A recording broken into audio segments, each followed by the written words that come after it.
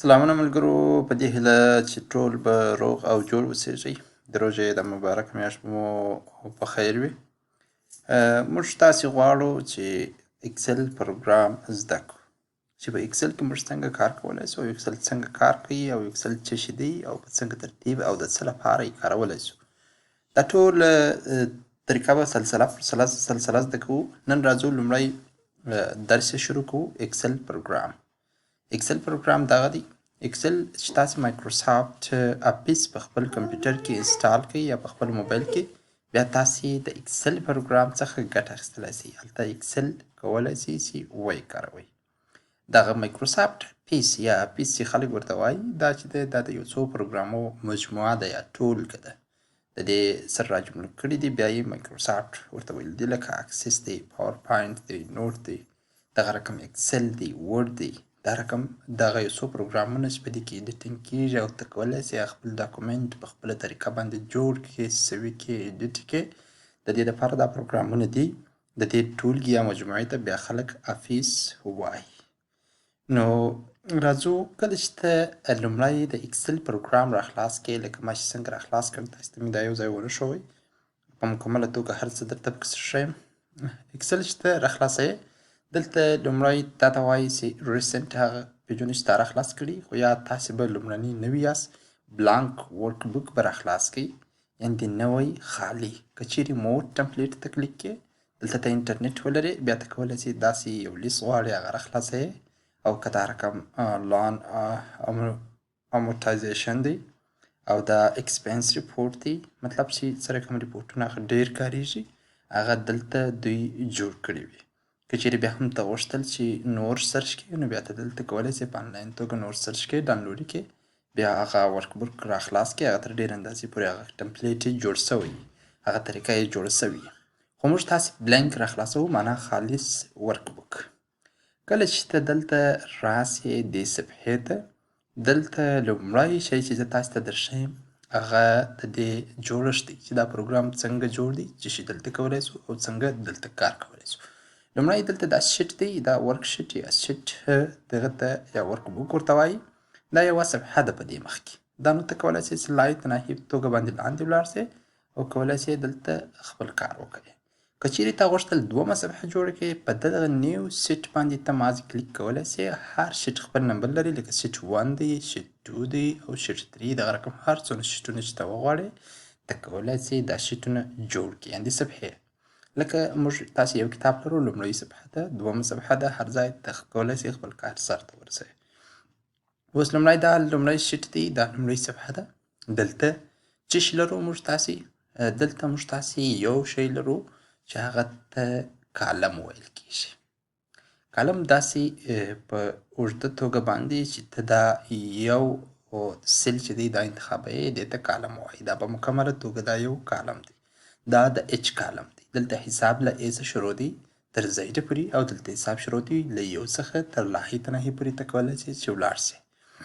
یعنې په دې معنا که چیرې زه دا کلیک کوم، دا کالم دې ته جی کالم وایي، او که چیرې اف کلیک کوم دلته اف کالم وایي، او که چیرې راځم دلته یو کلیک کوم بیا دې ته یو کالم وایي. خو په څنګ کې ورسره یو بل شی هغه ته را ویل کېږي، چې داسې په عمودي توګه باندې پرته ده، لکه دغه په افقي شکل باندې پرته ده په پوښنې سره. دې ته بیا را ویل کېږي. را چې دی هغه بیا په عددو باندې دی. په مثال د خبرې لومړی را، دوهمه را، درېیمه را، څلورمه را، پنځمه را. دا په عمودي شکل چې پرته دي دې ته کالم ویل کېږي، او په افقي شکل چې پرته دي داسې په داسې سطحه باندې لکه د اوبو هواره سطحه چې ده، دې ته بیا را ویل کېږي.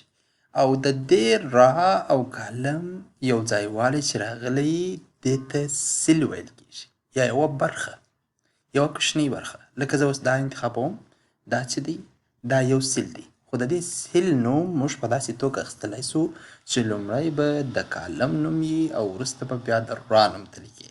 یعنې د دې نوم چې دی A1 دی، لکه دلته تاسې لیدلی سئ A1 د دې سیل نوم دی.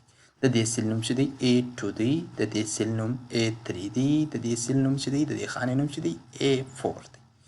ښه، دا خبره سوه. له هغه څخه وروسته که چیرې ته یو څو سلونه داسې انتخاب کړې دې ته رینج ویل کېږي یا یو مجموعه د سلونو ورته ویل کېږي. په دې کې خو نو بیا ایډیټینګ کولی سو.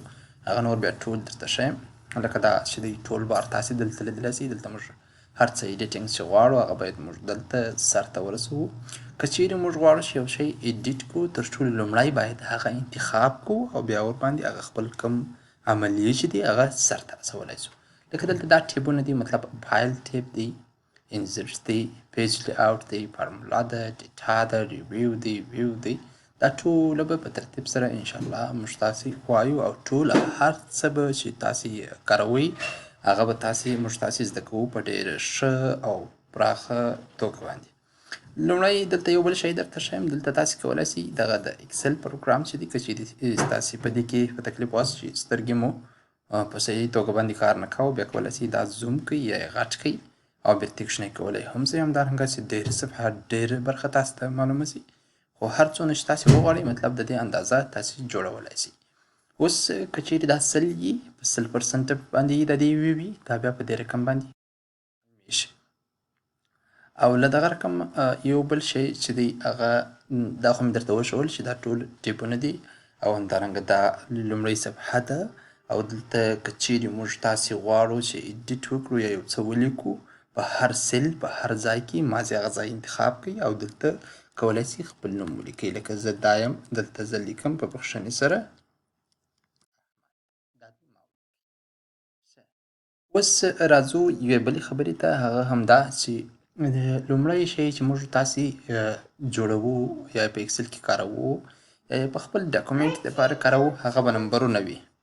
په مثال د خبرې داسې نمبرونه چې اوس زه دلته یو انټر کوم. کله چې زه یو انټر کوم دا به راستۍ خواته د کالم دلته شو سي دلته به ښکاره سي په مابین کې به نه ښکارېږي نه به په چپه طرف کې ښکارېږي. پر دې بیا وروسته خبرې کوو چې څنګه یې چپه طرف ته راوستلی سو څنګه یې راسته طرف ته راوستو او څنګه ټول کالم عددونه منځ ته راوستلی سو او څنګه کوچني او غټې کولی سو. پر دې به وروسته خبرې کوو. اوس لومړی پر دې باندې خالص خبرې کوو چې څنګه کولی سو موږ دا نمبرونه زیات کړو. که چیرې زه راځم زه 100 نفره ولرم یا 100 قلمه شیان ولرم یا یو داسې لیست ولرم چې هغو ته زه نمبرونه ورکوم نو بیا به زه ډېر په تکلیف هر سیل ته راځم دلته به نمبر پکښې لیکم بیا به زه لاندې ځم نو دا به ډېره ستړیا ولري. دا به بیخي زیاته ستړیا ولري. خو یا زه باید څه وکړم په اکسل کې تاسې لنډه لاره لرئ. لنډه لاره څنګه؟ لکه هر ځای چې تاسې غواړئ نمبرونه داخل کړئ دلته خالص اول ځل یو ولیکئ یا هغه عدد ولیکئ چې تاسې غواړئ له هغه عدد څخه شروع وکوئ. یعنې که چیرې تاسې غوښتل له 100 څخه شروع کړئ 100 لیکلی سئ. د دې معنا دا نه ده چې تاسې به خامخا یو لیکئ. کله چې مو یو ولیکئ په دې راسته طرف کې په دې کونج کې تاسې کله چې دا ماوس دلته راولئ دا داسې د پلس یا د مثبت علامې په رقم باندې کېږي. له دې ځای سره به په دغه حالت کې تاسې په کمپیوټر په کیبورډ کې کیبورډ کلیک کړئ. کله چې زه کیبورډ کلیک کوم تاسې وینئ بل کوچنی پلس علامه چې ده یا ساین چې دی هغه ورسره راځي.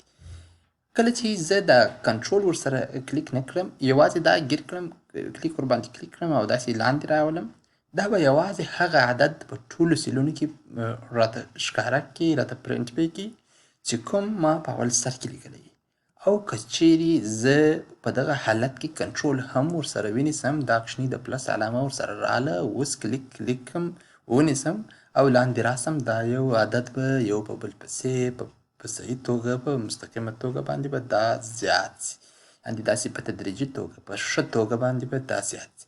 لکه زه راځم یعنې ته کولی سې تر هر څونه پورې دا انتخاب کړې زه اوس غواړم اوس بیا ما دا دې 100 ته راورسول د 100 عددونه په اوس بیا ما دلته کلیک 100 نمبرونه ما دلته کلیک کړو ما دلته ولیکل څونه په اساني او څونه په ښه طریقه سره.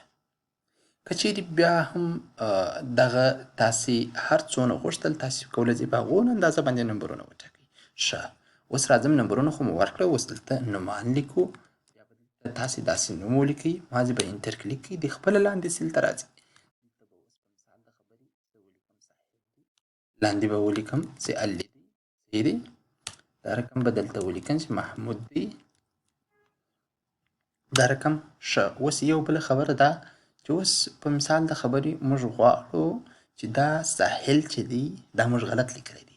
که چیرې ته راځې دا نوم بېرته له سره لیکې هم له سره یې لیکلی سې او که چیرې ته غواړې چې ایډیټ پکښې وکړې په دې خانه کې په یوه سیل کې ایډیټ راولې نو بیا باید ته دلته ډبل کلیک وکړې.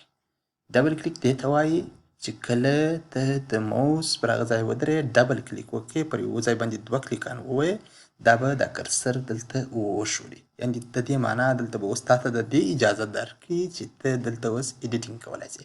نو ورته هغه په کمپیوټر کې دغه کوم 4 بټنان چې دي د ډاون او آف او لیفټ رایټ چې کوم دا کرسر بیایي دا په دې کولی سې ته یو بل ځای ته ولاړ سې او یا هم کولی سې موس دلته کلیک کړې راځې دلته موس کلیک کوې یا یې دلته کلیک کوې یا یې دلته کلیک کوې.